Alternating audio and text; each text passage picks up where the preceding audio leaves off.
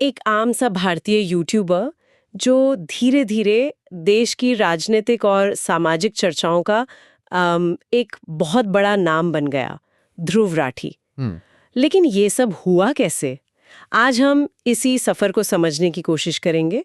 हमारे पास जो जानकारी है वो अलग-अलग स्रोतों से आई है, उनके अपने इंटरव्यूज हैं, उनकी वीडियो बनाने की तकनीक का विश्लेषण है और हाँ, उनके काम पर कुछ आलोचनात्मक टिप्पणियां भी हैं। तो चलिए इस पूरे सफर को परत दर परत खोलते हैं। तो कहानी शुरू होती है हरियाणा के रोहतक से। एक मध्यम वर्गीय परिवार, पिता इंजीनियर, माँ टीचर, मतलब एक बिल्कुल टिपिकल इंडियन अपब्रिंगिंग लगती है। बिल्कुल। लेकिन जो दिलचस्प बात कुछ आर्टिकल्स में सामने आती है वो है उनके बचपन के शौक। बिल्कुल। और बचपन की ये जो आदतें हैं ना, वो बाद के काम में साफ झलकती हैं। जैसे उन्हें लेगो रोबोट्स बनाने का बहुत शौक था, अच्छा। चीजों को जोड़कर कुछ नया बनाना। और दूसरी तरफ वो सत्यजीत रे की जासूसी कहानियां पढ़ते थे। जासूसी कहानियां, ये तो इंटरेस्टिंग कनेक्शन है। हाँ, अब इन दोनों चीजों को मिला दें तो क्या बनता है? एक ऐसा इंसान जो तथ्यों को, मतलब छोटे छोटे सुरागों को जोड़कर एक कहानी या एक तर्क बनाता है। एक तरह से देखें तो वो आज भी तो यही कर रहे हैं। ये तो बहुत ही दिलचस्प कनेक्शन है। मतलब नींव बचपन में ही पड़ गई थी। और जानकारी के मुताबिक उन्होंने अपना पहला वीडियो 2003 में बनाया था, जब वो सिर्फ 8-9 साल के थे। हाँ, एक वेबकैम और मिट्टी से क्लेमेशन वीडियो। उस जमाने के हिसाब से ये सोचना भी काफी बड़ी बात थी। बिल्कुल। और उनकी पढ़ाई का नजरिया भी काफी प्रैक्टिकल था, है ना? वो 80-20 रूल वाली बात। हाँ, एक इंटरव्यू में वो बताते हैं कि वो मानते थे, मतलब 20% मेहनत से 80% नतीजे हासिल करो। उनका मकसद कभी टॉपर बनना था ही नहीं, बस अच्छे नंबरों से पास होना था। 12वीं में 85% मार्क्स शायद इसी सोच का नतीजा थे। और शायद यही वजह थी कि आईआईटी जेईई में उनकी अच्छी रैंक नहीं आ पाई। लेकिन उनकी पहली पसंद तो कुछ और ही थी डिस्कशन में। हाँ, और वो खुद मानते हैं कि उस समय वो अपनी बात को जोरदार तरीके से नहीं रख पाते थे। उनमें आत्मविश्वास की थोड़ी कमी थी। और यहीं पर कहानी का सबसे बड़ा विरोधाभास छिपा है। जो इंसान एक ग्रुप डिस्कशन में अपनी बात तक नहीं रख पाया, वो आज भारत के सबसे प्रभावशाली कमेंटेटर्स में से एक है, जिसकी आवाज करोड़ों लोग सुनते हैं। ये सफर अपने आप में कमाल का है। बिल्कुल। और इसी असफलता के बाद ही उन्होंने जर्मनी जाने का फैसला किया। कार्लसरुहे इंस्टीट्यूट ऑफ टेक्नोलॉजी से मैकेनिकल इंजीनियरिंग और फिर रिन्यूएबल एनर्जी में मास्टर्स। जर्मनी क्यों? इसकी एक बड़ी वजह वहां की कम ट्यूशन फीस थी, जिसके लिए उनके परिवार ने एजुकेशन लोन भी लिया था। तो ये तो हुई उनकी शुरुआती जिंदगी। पर एक इंजीनियर जो जर्मनी में पढ़ रहा है, वो अचानक से भारत के राजनीतिक मुद्दों पर वीडियो कैसे बनाने लगता है? उन्होंने तो शुरुआत 2013-14 में ट्रैवल व्लॉग से की थी। ये इतना बड़ा बदलाव आया कैसे? वो मोड़ था 2011 का अन्ना हजारे आंदोलन।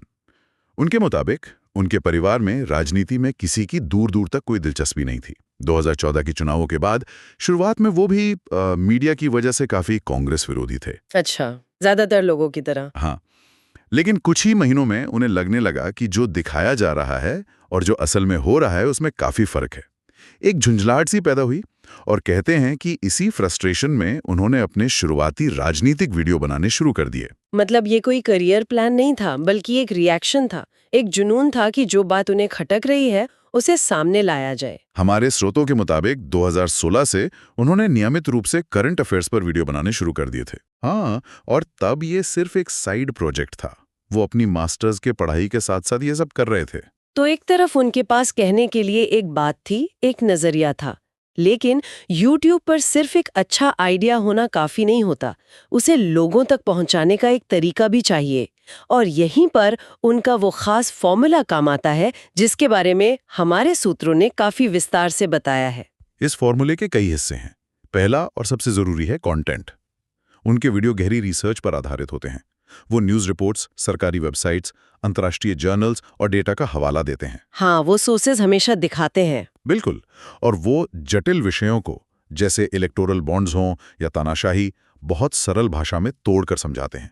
अक्सर उनका फॉर्मेट समस्या समाधान वाला होता है। और सिर्फ कंटेंट ही नहीं, उसे पेश करने का तरीका भी बहुत अलग है। हमारे पास जो जानकारी है उसमें उनके वीडियो प्रोडक्शन का काफी गहरा विश्लेषण किया गया है। ये कोई साधारण बोलने वाला सिर वाला वीडियो नहीं होता। बिल्कुल नहीं। प्रोडक्शन की कई परतें हैं। वो ग्रीन स्क्रीन पर रिकॉर्ड करते हैं जिससे वो अपने पीछे कोई भी विजुअल डाल सकते हैं। लेकिन असली जादू है बी रोल और मोशन ग्राफिक्स में। बी रोल को थोड़ा आसान भाषा में समझाएंगे? ये शब्द आजकल बहुत इस्तेमाल होता है। जरूर। बी रोल का मतलब है सपोर्टिंग फुटेज। तो जब ध्रुव बात कर रहे होते हैं तो दर्शक सिर्फ उन्हें नहीं देख रहे होते। स्क्रीन पर उस विषय से जुड़े क्लिप्स चलते रहते हैं, जैसे न्यूज़ फुटेज, सड़कों के सीन, दस्तावेजों के शॉट्स। अच्छा। ये उनकी बात को साबित भी करते हैं और दर्शक का ध्यान भी बनाए रखते हैं। ये क्लासिक टीवी न्यूज़ तकनीक है जिससे उन्होंने यूट्यूब के लिए परफेक्ट कर दिया है। और मोशन ग्राफिक्स? आपने एडोबी आफ्टर इफेक्ट्स जैसे सॉफ्टवेयर का जिक्र किया था, लेकिन दर्शकों के लिए इसका क्या मतलब है? इसका मतलब है कि जानकारी सिर्फ बोली नहीं जाती, दिखाई भी जाती है। जब वो किसी डेटा की बात करते हैं तो स्क्रीन पर एक एनिमेटेड ग्राफ बन जाता है।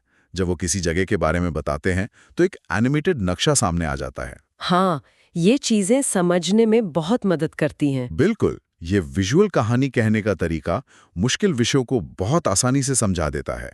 दर्शक सिर्फ सुनते नहीं, बल्कि अपनी आंखों से जानकारी को प्रोसेस करते हैं। यही उनकी सफलता का एक बड़ा राज है। और इन सब के ऊपर है उनका बोलने का अंदाज। मुझे उनके अंदाज में एक बात दिलचस्प लगी। ज्यादातर यूट्यूबर्स बहुत ज्यादा एनर्जी के साथ तेज आवाज में बात करते हैं, लेकिन वो बिल्कुल शांत और धीमी गति से बोलते हैं। क्या सूत्रों में इस पर कोई विश्लेषण है कि ये जानबूझकर किया गया है? हाँ, और ये बहुत जरूरी पॉइंट है। उनका अंदाज शांत, स्पष्ट और निष्पक्ष माना जाता है। वो जानबूझकर धीमी गति से बोलते हैं ताकि हर कोई उनकी बात समझ सके। अब इसे उस एसएसबी इंटरव्यू वाली बात से जोड़कर देखिए। अच्छा। हो सकता है उस अनुभव ने उन्हें सिखाया हो कि जोर से चिल्लाने के बजाय अगर तथ्यों को काम ली और तर्कों के साथ रखा जाए तो उसका असर कहीं ज्यादा होता है। तो उनका पूरा स्टाइल ही उस पुरानी असफलता का एक जवाब है, अपनी कमजोरी को ही अपनी सबसे बड़ी ताकत बना लेना। और इंग्लिश का इस्तेमाल भी उनके दर्शकों का दायरा बहुत बढ़ा देता है। बिल्कुल। और इस फॉर्मूला का नतीजा हम आज देख ही रहे हैं। नतीजा वाकई हैरान करने वाला है। आज 3 करोड़ से ज्यादा सब्सक्राइबर्स और अरबों व्यूज। सूत्रों के मुताबिक वो भारत के सबसे ज्यादा कमाई करने वाले यूट्यूबर्स में से एक हैं। एक जगह तो उनकी मासिक कमाई 40 से 50 लाख रुपए तक बताई गई है। 40-50 लाख? हाँ, ये दिखाता है कि ये अब सिर्फ एक जुनून नहीं, बल्कि एक पूरा मीडिया एम्पायर है। एक अकेला व्यक्ति एक छोटे न्यूज़ चैनल जितनी कमाई कर रहा है। और ये असर सिर्फ यूट्यूब तक ही सीमित नहीं रहा है। उनके वीडियो विपक्षी दलों की रैलियों में दिखाए गए हैं। 2023 में टाइम मैगजीन ने उन्हें अपनी नेक्स्ट जनरेशन लीडर्स की लिस्ट में शामिल किया, जो एक बहुत बड़ी अंतर्राष्ट्रीय पहचान है। बिल्कुल। और उन्होंने अपनी पहुंच को और भी बढ़ाया है। क्षेत्रीय भाषाओं में चैनल, व्लॉग्स और नेटफ्लिक्स और DW जैसे बड़े प्लेटफॉर्म पर शो करके। लेकिन जाहिर है, जब कोई इतना प्रभावशाली हो जाता है तो उसके काम की आलोचना भी होती है। और हमारे स्रोतों में कुछ अलग और ज़रूरी दृष्टिकोण भी सामने आए हैं। बिल्कुल। और इन आलोचनाओं को समझना भी उतना ही जरूरी है जितना उनकी सफलता को। एक स्रोत का कहना है कि उनके विश्लेषण में कभी-कभी गहराई की कमी होती है। गहराई की कमी किस तरह से? सुझाव ये है कि अगर वो भारत की जटिल संस्थागत बाधाओं, जैसे कि हमारी ब्यूरोक्रेसी या न्यायिक प्रणाली की धीमी गति और गहरे ऐतिहासिक संदर्भ को शामिल करें, तो उनका विश्लेषण और भी मजबूत हो सकता है। मतलब वो समस्या तो बताते हैं, लेकिन उसकी जड़ों तक शायद हमेशा नहीं पहुंच पाते। कुछ ऐसा ही। एक और बहुत अहम आलोचना है चयनात्मक कहानी या सिलेक्टिव नैरेटिव की। इसका मतलब यह है कि वो उन तथ्यों और घटनाओं पर ज्यादा ध्यान केंद्रित करते हैं जो लोकतंत्र खतरे में है वाली कहानी को मजबूत करते हैं। ये एक दिलचस्प बात है। मतलब आलोचकों का ये कहना नहीं है कि उनके तथ्य गलत हैं, बल्कि ये कि वो किन तथ्यों को चुनते हैं, कहानी वहीं से बनती है। शायद वो सकारात्मक विकास या सरकार के अच्छे कामों को उतनी प्रमुखता नहीं देते। ठीक यही बात है। तर्क यह है कि उनका दृष्टिकोण भले ही गलत न हो, पर शायद वो पूरी तस्वीर नहीं दिखाता। स्रोत ये भी कहता है कि वो अक्सर यूरोपीय देशों को एक आदर्श मॉडल के रूप में पेश करते हैं, लेकिन भारत की अनोखी चुनौतियों, जैसे हमारी विशाल जनसंख्या, भाषाई और धार्मिक विविधता, को पूरी तरह से उस तुलना के संदर्भ में नहीं रखते। तो निष्कर्ष क्या निकलता है? क्या वो भारत विरोधी हैं, जैसा कि कुछ लोग आरोप लगाते हैं? जिन स्रोतों का हमने अध्ययन किया, उनका निष्कर्ष ये नहीं है। उनका कहना है कि वो भारत विरोधी नहीं है, बल्कि एक ऐसे टिप्पणीकार हैं जो भारत को एक खास आलोचनात्मक नजरिए से देखते हैं। और इसी वजह से उनके कट्टर समर्थक और कट्टर आलोचक दोनों की एक बड़ी संख्या है। और ये जो ध्रुवीकरण है, यही उनकी चर्चा को और बढ़ाता है, जिससे उनकी प्रसिद्धि और भी ज्यादा हो जाती है। तो इन सब का क्या मतलब निकलता है? हमने एक बच्चे के क्ले वीडियो बनाने के सफर से लेकर एक वैश्विक मीडिया हस्ती बनने तक की कहानी देखी। एक लड़का जो पब्लिक स्पीकिंग में फेल हो गया था, उसने अपनी आवाज को करोड़ों लोगों तक पहुंचाने का एक नया ही तरीका खोज निकाला।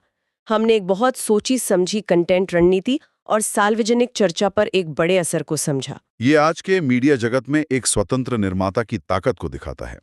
उन्होंने उस खाली जगह को भरा है जिसे बहुत से दर्शक महसूस कर रहे थे।